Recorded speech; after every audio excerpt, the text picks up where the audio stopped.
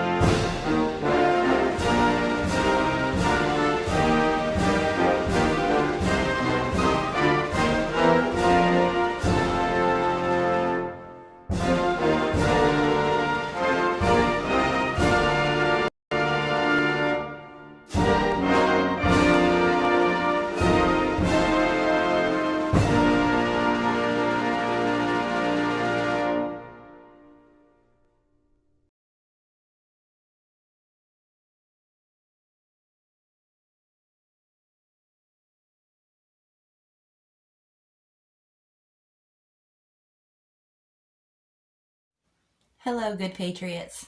I'm Face, and these are the histories that America forgot.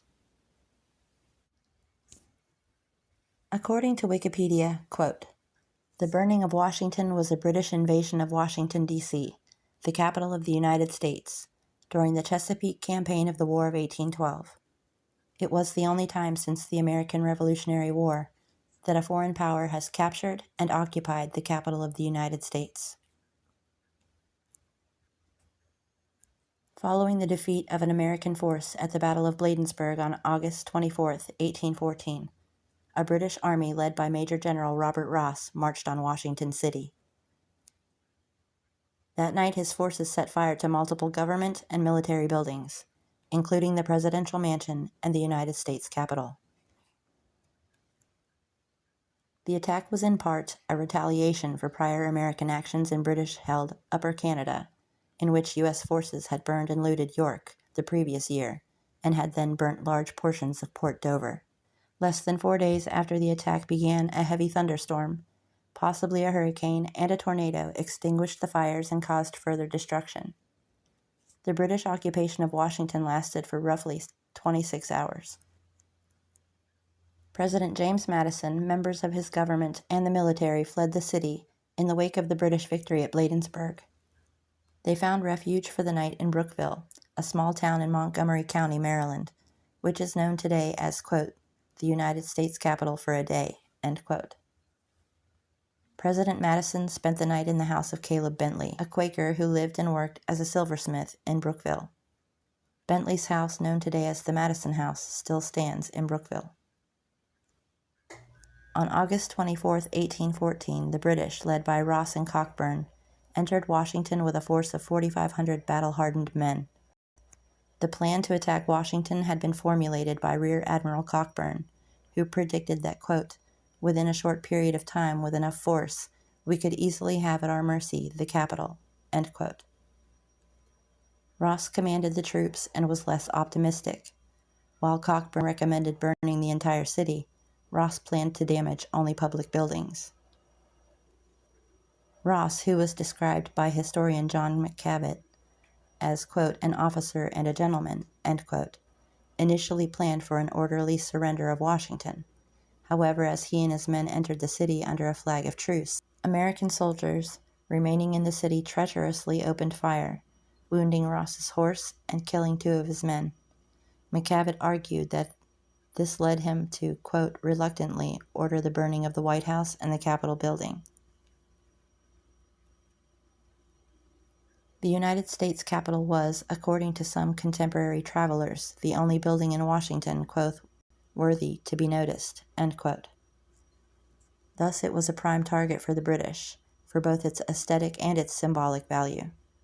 Upon arrival into the city via Maryland Avenue, the British targeted the Capitol, first the southern wing, containing the House of Representatives, then the northern wing containing the Senate. Prior to setting it aflame, the British sacked the building, which at the time housed Congress, the Library of Congress, and the Supreme Court. Items looted by troops led by Rear Admiral Cockburn included a ledger entitled, quote, "An account of the receipts and expenditures of the United States for the year of 1810, end quote.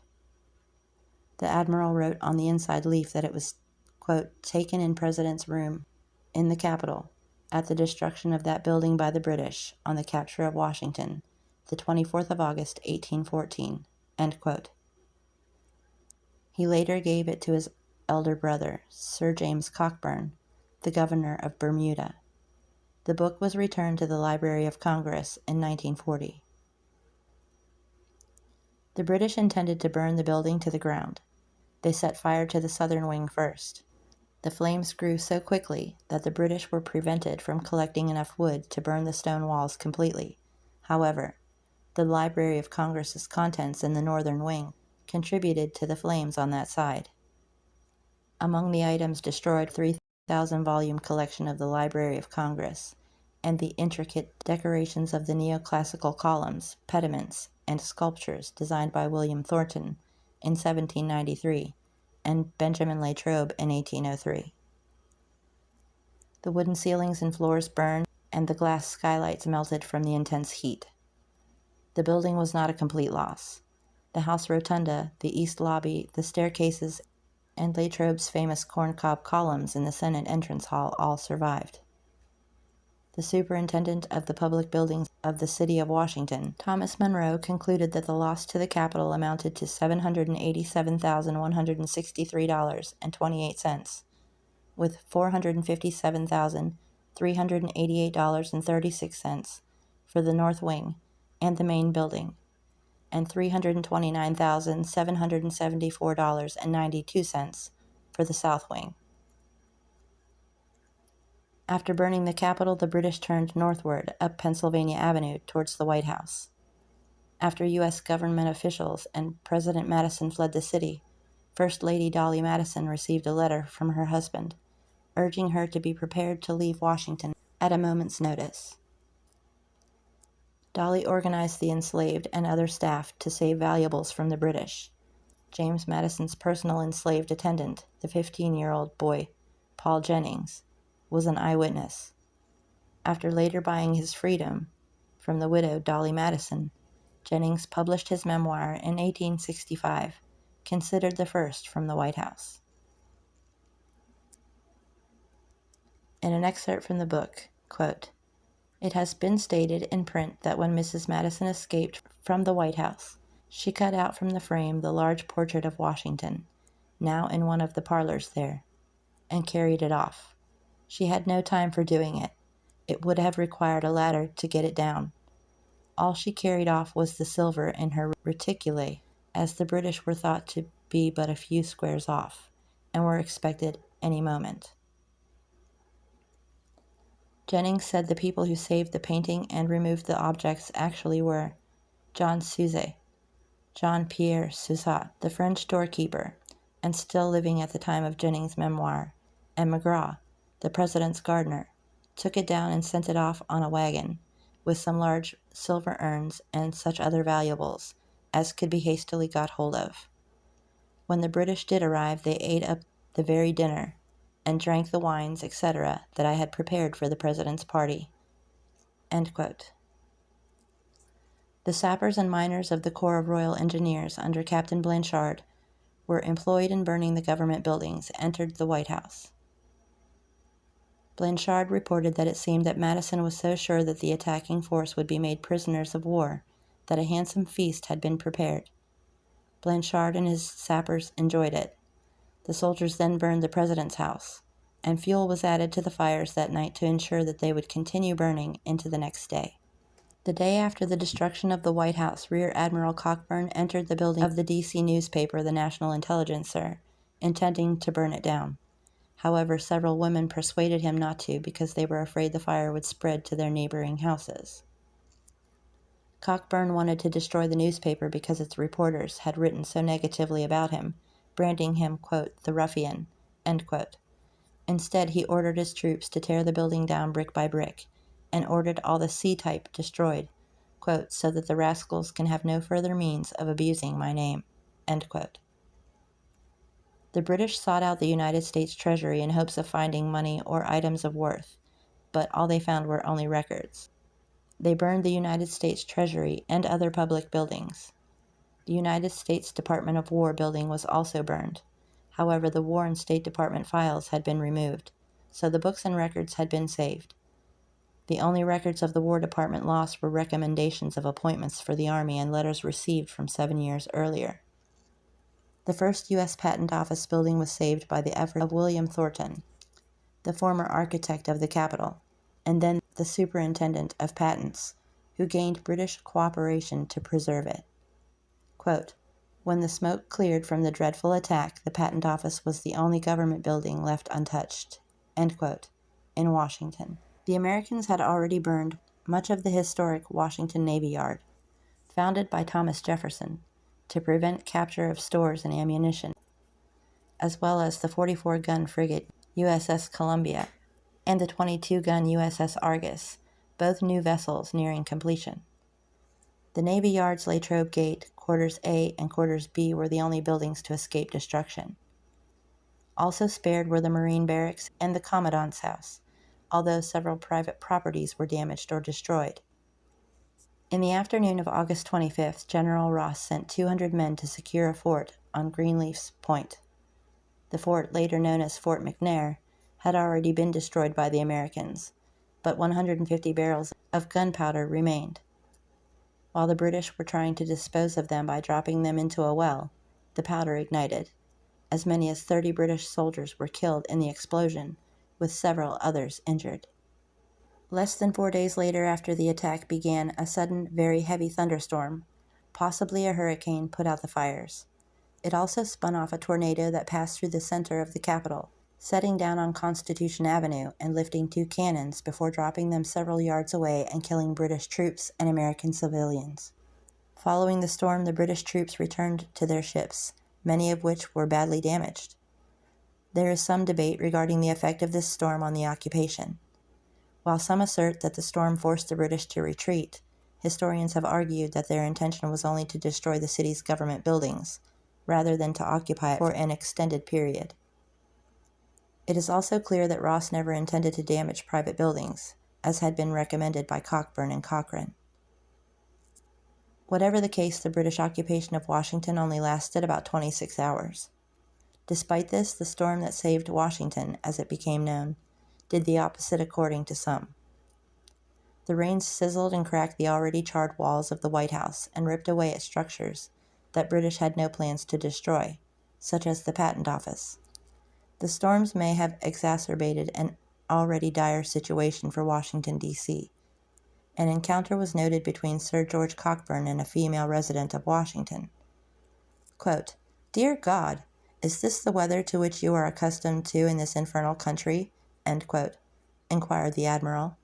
Quote, "This is a special interposition of Providence to drive our enemies from our city," end quote, the woman allegedly called out to Cockburn.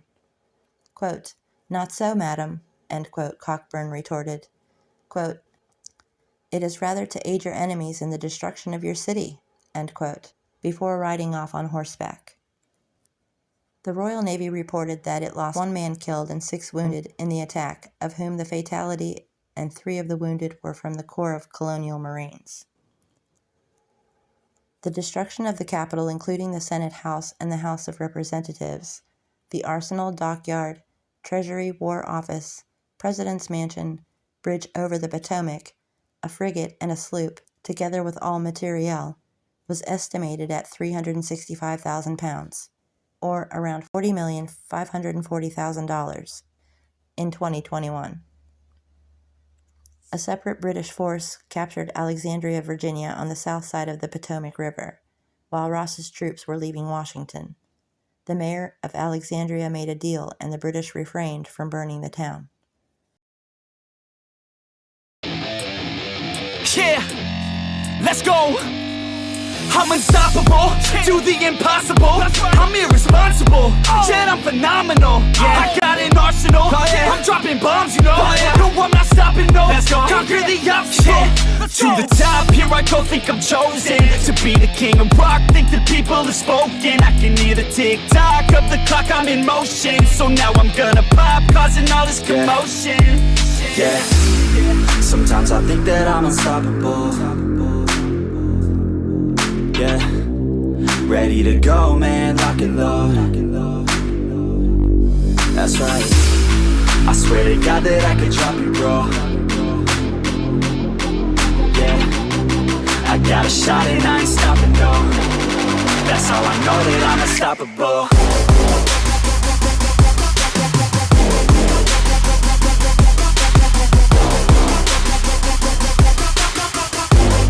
That's how I know that I'm unstoppable.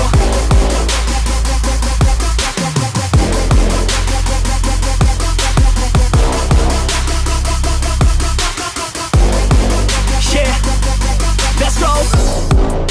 I don't care what they all say. That's right, I'ma do this thing my way. Let's go. Been grinding hard on it all day. Okay, we work hard, then we all play. Yeah, I'm addicted to the grind, man. That's right, so I refuse to waste time, man.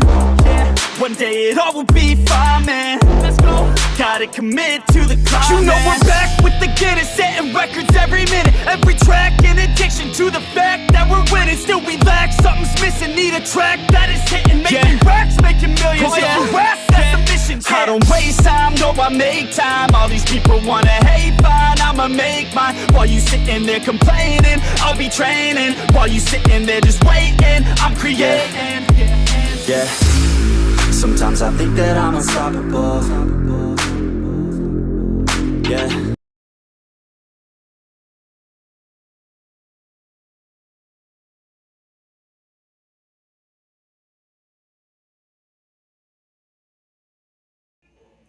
Yeah.